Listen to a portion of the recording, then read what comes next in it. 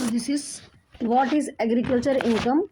Explain explain partly agriculture and partly non-agriculture income. What are the provisions of agriculture income? In this way, or the question may be asked like this also: what is agriculture income? Explain partly agriculture and partly business income. Now the answer is agriculture income. The income derived from the land. The income जो भी income land से derive होती which is used for agriculture activities के लिए use होती जो land, and the land situation in India is treated as agriculture income. So agriculture income क्या है?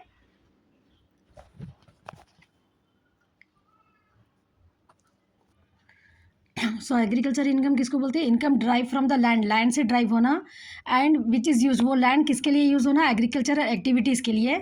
और लैंड जो है सो सिचुएटेड इन इंडिया में ही रहना वो लैंड, उसको अपन वो जो भी इनकम आती है उसको अपन एग्रीकल्चरल इनकम बोल के बोलते हैं। ये एक एग्रीकल्चर इनकम का डेफिनेशन है, मीनिंग है।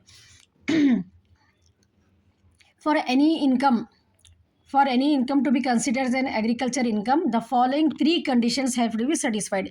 कोई भी इनकम को एग्रीकल्चर इनकम कंसिडर करने के लिए 3 कंडीशन सेटिस्फाइड होना रहता। ठीक है, क्या है वो 3 conditions? Rent revenue should be drive from the land. ठीक है, बिल्डिंग का जो, अगर आप उसमें जो है सो एग्रीकल्चर के कुछ प्रोडक्ट को रख के बिल्डिंग में अगर सोल्ड कर रहे हैं आप, जो इनकम जनरेट कर रहे हो वो एग्रीकल्चर इनकम नहीं होती। ठीक है, drive from the land, land से ड्राइव होना रहा वो। The land should be situated in India रहना है। The land must have been used for agricultural purpose only. और जो भी लैंड है अपन क्या के लिए यूज़ करना है? वो लैंड एग्रीकल्चर पर्पस के लिए ही यूज़ करना है। ये 3 कंडीशन सेटिस्फाइड होना ज़रूरी रहता एक इनकम को एग्रीकल्चर इनकम कंसिडर करने के लिए। It's clear no? Now next, partly agriculture and partly non agriculture income. if any income consists of agricultural as well as non agricultural income, जो भी इनकम एग्रीकल्चर से और नॉन एग्रीकल्चरल एक्टिविटी से, then it is important for assessee to separate करना ज़रूरी रहता income in 2 heads, एक agricultural income बोल के और एक नॉन एग्रीकल्चरल इनकम बोल के सेपरेट करना रहता। अगर कोई एसएससी की इनकम में टोटल इनकम, अब सपोज यहाँ पर टोटल इनकम है उनकी, उसमें 2 इनकम से उन्होंने मिलकर जनरेट कर रहे हैं वो टोटल इनकम, एक एग्रीकल्चर एक नॉन, तो यहाँ पर इनकम टैक्स के रूल के हिसाब से ये इंपॉर्टेंट है कि एसएससी को वो इनकम को सेपरेट करना है एग्रीकल्चर एंड नॉन एग्रीकल्चर के 2 हेड्स में। For example, profit from a sugar factory, एक शुगर की फैक्ट्री है उससे प्रॉफिट जनरेट हो रहा। If an assessee is having agricultural land of his or her own, उनकी लैंड है और जो भी आउटपुट शुगर के नाराना इज यूटिलाइज्ड इनपुट के जैसा अपन फैक्ट्री में यूज करते। ठीक है, ये एक एग्जाम्पल लिखे तो आपको बहुत अच्छा एक्सप्लेन आप समझ में भी आता, आप एग्जाम में लिखे तो आपको जो है सो अच्छा मार्क्स भी मिलते हैं यहाँ पर। तो शुगर केन की फैक्ट्री का एग्जाम्पल बहुत बेस्ट एग्जाम्पल है। यहाँ पर शुगर केन क्या है? इनपुट है फैक्ट्री में, and the under such situation the value of input use is allowed as deduction. तो जो भी इनपुट एग्रीकल्चर प्रोडक्ट है, लैंड से प्रोड्यूस हो रहा ना शुगर केन, तो वो जो है सो डिडक्शन के लिए अलाउ है फॉर द टोटल इनकम में। एंड द एक्सपेंसेस विच इनकर द फॉर कल्टिवेशन के लिए जो एक्सपेंसेस आते हैं for the land are not deducted from the profit of the business. So the raw material can be valued as per market price के हिसाब से अपन रॉ मटेरियल को वैल्यू करते हैं existing in their relevant previous year के हिसाब से देखना रहता अपने को for the base. Profit from sale of sugar से जो रिगार्ड हो रहा नॉन एग्रीकल्चर, अब शुगर केन बन जाती है उससे शुगर प्रोड्यूस करके जो शुगर सेल करते हैं ना, वो उसका वो जो प्रॉफिट है वो क्या है अपने को? नॉन एग्रीकल्चर इनकम होता। ठीक है, इनकम फ्रॉम बिजनेस बोलते हैं अपन उसको। क्लियरली समझ में आ गया ना आपको? पार्टली एग्रीकल्चर और non agriculture partly sugar cane का बेस्ट एग्जांपल है आपको डिफाइन करने के लिए और एग्जाम में लिखने के लिए, पार्टली एग्रीकल्चर और नॉन एग्रीकल्चर इनकम के लिए। It's clear no? Now will see provisions of agriculture income. Agriculture income के प्रोविजंस क्या है? In some circumstances the income gained in is a combination of partly agriculture income रहती है और partly non agriculture। अभी अपन ऊपर देखें, so the provision to regulate these income are as follows: income earned growing and manufacturing in tea in India, अगर grow कर रहे manufacture कर रहे टी इंडिया में तो रूल 8 में है वो agriculture income 60% and business income 40% होती है। वो growing and manufacturing of rubber अगर कर रहे तो 7A का रूल है 65% एग्रीकल्चर इनकम, बिजनेस इनकम 35%। अगर growing of curing of coffee by the seller in India 7B subsection 1 में 75% एंड बिजनेस इनकम 25%। ये टेबल आपको ड्रॉ करने का है क्या के लिए, partly agriculture income and partly business income के प्रोविजन के लिए। कितना पार्टली एग्रीकल्चर को लेना है, कितना पार्टली बिजनेस को लेना है, ठीक है। टी बिजनेस के लिए, रबर बिजनेस के लिए, कॉफ़ी के लिए आपको ये लिखना है। Growing, curing, roasting and grounding coffee in India with or without flavouring ingredients, ये 7B सेक्शन 1A में 60% 40% है। Other commercial crops if agriculture produce is use as raw material के जैसा अगर यूज़ कर रहे तो 7 सेक्शन में मार्केट वैल्यू जो भी रहती, जो प्रोड्यूस करे, बैलेंस जो भी अमाउंट रहता जो है सो बिजनेस इनकम के लिए ट्रीट करने का रहता। आपको समझ में आया ना? Now we'll see next rule 7, income applicable to all except tea, coffee and rubber। T, coffee, rubber and sugar factory का तो अपन ये देख लिए, टेबल लिखना है आपको। अब इनकम एप्लीकेबल टू ऑल, ये दूसरे चीज़ों को एक्सेप्ट ये टी, कॉफ़ी, रबर को, टी, कॉफ़ी, रबर को ये परसेंटेज आपको जो है सो लिखने का है। So the overall market value of the agricultural produce, so sugar cane used as raw material for the previous year would be deducted करना है अपने को income from of the factory at the time of calculating the taxable income for any type of expenses incurred by the assessee of as cultivation receiver of rest in kind, no more deduction as are permitted। दूसरे जो चीज़ों के लिए जो है सो यहाँ पर deduction permitted नहीं है। if the agricultural produce is not put up commonly for sale in the market, then all the expenditure incurred its cultivation and land revenue जो भी generate होता है, rent paid for the land in addition to the average rate of profit will be deducted करना है from income and the remaining amount जो है सो business के लिए देना है।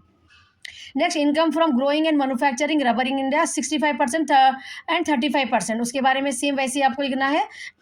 कॉफ़ी के लिए 75%, उसको जस्ट इलॉबरेट करके 7A 7B के जो भी आए थे ना, income applicable to all except ये जो है सो 7A 7B सेक्शन का अपने को इलॉबरेट करके अपने को लिखने का है।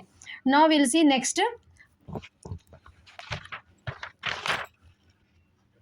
Now next, different types of agriculture income. Agriculture income से आपको जो भी रिलेटेड आया, whatever I am explaining, if you write those points you will get the marks. You have to draw this. This is agricultural income. Agricultural income के आपको जो है सो 6 पार्ट्स रहते हैं, ठीक है। कितने पार्ट्स है? 6। There are 6 types of agriculture income, various types of agriculture income, they are depicted in the following figures. ऐसा डायग्राम आपको ड्रॉ करें तो अच्छा प्रेजेंट करना है आपको आंसर, ऐसा ड्रॉ करके। Agriculture income rent from agriculture land से आती है अपने को, and income from agricultural process से आता अपने को, एंड इनकम फ्रॉम कल्टीवेशन से आता, income from saplings and seedling से, एंड सेल ऑफ प्रोड्यूस से, income from house use for the agriculture purpose. ये 6 हेडिंग से अपने को जो है सो एग्रीकल्चर इनकम जो है सो जनरेट होती। It's clear? No? Now will see in detail. First we will see the rent from agricultural land. Any rent received from tenants of agricultural land is treated as an agriculture। तो जो भी rent receive हो रहा from tenant for agriculture, ठीक है, एक person है, उनके पास एक लैंड है, उन्होंने बी को दिए टेनेंट को, ठीक है, जो रेंट उनको जनरेट हो रहा ए को, वो क्या होता? एग्रीकल्चरल इनकम होता। It is important that the tenant should be use the land for लेकिन कंडीशन क्या है कि टेनेंट भी जो है ना वो एग्रीकल्चर पर्पज़ के लिए लैंड को यूज़ करना है। द रेंट और रेवेन्यू में भी इन कैश भी हो सकता है और इन काइंड भी हो सकता है। सो जो भी आता है वो रेंट फ्रॉम एग्रीकल्चर लैंड होता हो, ठीक है, एग्रीकल्चरल इनकम में कैलकुलेट होता वो। नेक्स्ट सेकंड पॉइंट क्या है अपने को? Income from agricultural process. There are certain agricultural products रहते हैं which can not be directly sold in the market. थोड़े प्रोडक्ट्स रहते हैं ना एग्रीकल्चर के, ठीक है, जैसे कि पैडी है, डायरेक्टली वो कल्टिवेशन होने के बाद इमीडिएटली नहीं सोल्ड हो जाती मार्केट में, ठीक है। So there are certain products, कुछ एग्रीकल्चरल प्रोडक्ट्स ऐसे रहते हैं, कॉफ़ी भी है जैसा कि डायरेक्टली नहीं वो सोल्ड होती, which can not be directly sold in the market. The farmer has to carry a specialize process, कुछ प्रोसेस करना पड़ता है उसको, फार्मर्स को, to make the products suitable for the sale in the market. Example of such products include tobacco, ठीक है, tobacco leaves directly नहीं रहते, उसको कुछ स्पेशलाइज प्रोसेस करने के बाद वो मार्केट में सेल के लिए अवेलेबल होता। टर्मरिक एंड जवार etcetera, these products need further process की ज़रूरत रहती है, उसको ड्राई करना पड़ता, ठीक है, to make the saleable. The income from such processes is also an agriculture income. तो ये प्रोसेसेस जो भी हो रहा, इनकम फ्रॉम एग्रीकल्चर प्रोसेस से जो भी इनकम जनरेट हो रही, वो इनकम भी एग्रीकल्चरल प्रोडक्ट एग्रीकल्चरल इनकम में अपने को कंसिडर होती। समझ में आ गया ना। पहले क्या था, रेंट आ रहा, सो जो एग्रीकल्चर लैंड पे। सेकंड क्या था, एग्रीकल्चर प्रोसेस करके जो इनकम आ रही वो भी एग्रीकल्चरल इनकम में होती। ठीक है, वो जो सेलेबल बनाने के लिए उसको जो भी प्रोसेस, स्पेशलाइज प्रोसेस जो चलते रहता, वहां पर कुछ इनकम जनरेट होती, वो इनकम भी एग्रीकल्चरल इनकम होती। नेक्स्ट है अपने को income from cultivation.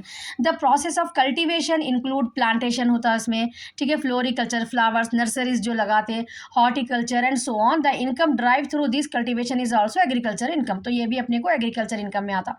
Income from saplings और seedlings, the income earn by a nursery owner through sale of saplings या सीडलिंग्स जो सेल करके कमाते वो भी एग्रीकल्चर इनकम है। The this income is included from the assessment year 2009 से 2010 assessment year से ये इंक्लूड हो गया। Saplings and seedlings also will be considered as the agriculture income. Next है अपने को fifth, sale of produce. The income receive from sale of agriculture produce at any stage will be treated as agriculture income. ठीक है, जो भी cell अपन produce करने के बाद जो भी सेल करते हैं मार्केट में एनी स्टेज, वो भी एग्रीकल्चर इनकम के जैसा ट्रीट होता।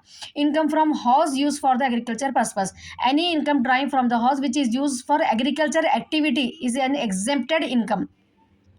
ठीक है, it is an agriculture income, it certain cases conditions are satisfied. The important conditions are, the land should be rural area में रहना। ठीक है, अगर आप बिल्डिंग में कुछ रखे, अभी एग्जाम्पल देखे थे अपन, कुछ रखे वहाँ पर बेच रहे away from the municipal and city limit से, तो वो भी कंसिडर होती है, यहाँ पर कंडीशंस रहते हैं। ठीक है, आप एग्रीकल्चर प्रोडक्ट लैंड से जो भी रहते रूरल एरिया में रहना, वो सिटी लिमिट से दूर रहना। ओनली एग्रीकल्चर ऑपरेशन होना वहाँ पर carried out on the land. The agriculturist should have full control of land, because land house के ऊपर फुल कंट्रोल रहना। एंड द म्यूनिसिपैलिटी पॉपुलेशन जो है सो distance from municipal boundary to the present land need to be considered for deeming the status. तो यहाँ पर अपने को रूरल एग्रीकल्चर ऐसा क्लासिफाइड करे। म्यूनिसिपल पॉपुलेशन जो है सो about 10,000 but below 1 lakh, about 2 kilometre distance, ये जो है सो अपने को एग्रीकल्चर लैंड को जो है सो मालूम करने के लिए। ठीक है, जो भी अपने को लैंड से जो इनकम हो रही है that should be come in to municipality population के उसमें लिमिट में आना। Above 1 lakh but below 10 lakh and above रहा तो बिलो 8 किलोमीटर, ये जो है सो आपको टेबल ऐसा लिखने का रहता। So this is the when you will get the question types of agriculture, you have to present the answer in such a way.